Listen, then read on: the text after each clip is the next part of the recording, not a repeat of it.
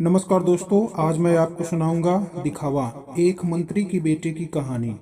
एक बार की बात है, एक राजा के दरबार में एक बहुत ही दिमागदार मंत्री था, जिसके पास हर समस्या का हल था। और राजा इस मंत्री से बिना पूछे कोई भी बड़ा फैसला नहीं करता था।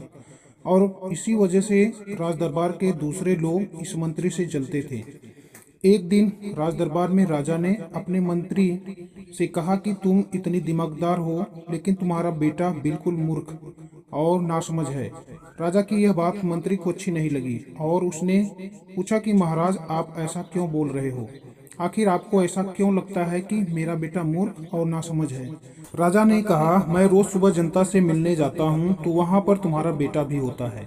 रोज तुम्हारे बेटे से यह पूछता हूँ कि सोना और चांदी में सबसे ज्यादा कीमती क्या होता है, तो तुम्हारा बेटा हर बार चांदी ही कहता है।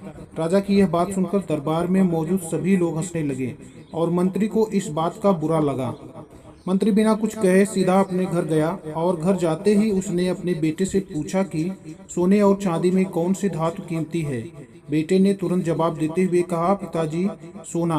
मंत्री ने जब बेटे से कहा कि तुम्हें जब पता है कि सोना कीमती धातु है तो तुम रोज राजा को गलत जवाब क्यों देते हो और चांदी को कीमती धातु क्यों कहते हो? बेटे ने कहा, पिताजी, राजा रोज सुबह बाजार में आकर प्रजा से मिलते हैं और रोज मुझे बुलाकर मेरे सामने दो सिक्के रखते हैं, जिनमें से एक चांदी का होता है और एक सोने का सिक्का। रखकर राजा मुझसे पूछते हैं कि जो इन दोनों में ज्यादा कीमती चीज है वह तुम ले जाओ, और मैं चांदी का सिक्का उठा लेता हूँ।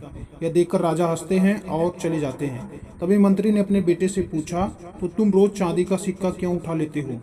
तुम्हारे इसी काम की वजह से आज सारा दरबार मेरा मजाक उड़ा रहा है। मंत्री की बात सुनकर बेटा उन्हें अपने कमरे में ले गया और वहां उनसे एक पेटी खोली जिसमें चांदी भरी सिक्के थे। इतने सारे चांदी के सिक्के देखकर मंत्री हैरान हो गया और उसने अपने बेटे से पूछा कि इतने सारे चांदी के सिक्के तुम्हारे पास कैसे आए?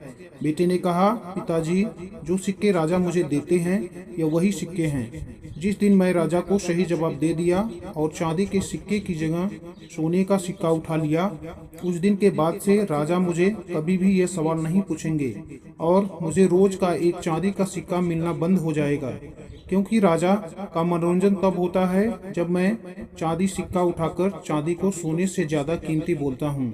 और इसी पर हंसते हैं और बिना ज्यादा सोचे वहां से चले जाते हैं। मैं एक सोने के सिक्के की वजह से रोज मिलने वाला चांदी का सिक्का नहीं गंवा सकता। यह सुनकर मंत्री को अपने बेटे पर गर्व महसूस होने लगा और वह समझ गया कि चाहे मेरे बेटे को लोग बेवकूफ ही क्यों ना कहें, लेकिन मेरा बेटा जो कर रहा है उसके पीछे की समझदारी कोई समझदार इंसान ही समझ सकता है। और अब जब भी मंत्री के सामने उसके बेटे को कोई मूर्ख या नासमझ कहता तो वह मुस्कुराने लगता और वहां से चला जाता। दोस्तों, आपने बहुत बार देखा होगा कि कुछ लोग होते हैं, थोड़ा बहुत काम करके बहुत सारा दिखावा करने लगते हैं, और वही दूसरी तरफ कुछ ऐसे लोग भी होते हैं जो बहुत बड़े काम करने के बाद भी दिखावा नहीं करते। तो अगर आपको पता है कि आप जो कर रहे हो वो सही है, तो फिर लोग आपको बेवकूफ़ या पागल ही क्यों ना कहें, इससे कोई फर्क नहीं पड़ता, क्योंकि दुनिया जिनको समझ नहीं सकती वह उन्हें पागल ही कहती है। तो अगर आप इस कहानी को पसंद करते हैं तो अपने मित्रों के साथ लाइक, शेयर और सब्सक्राइब जरूर करिए।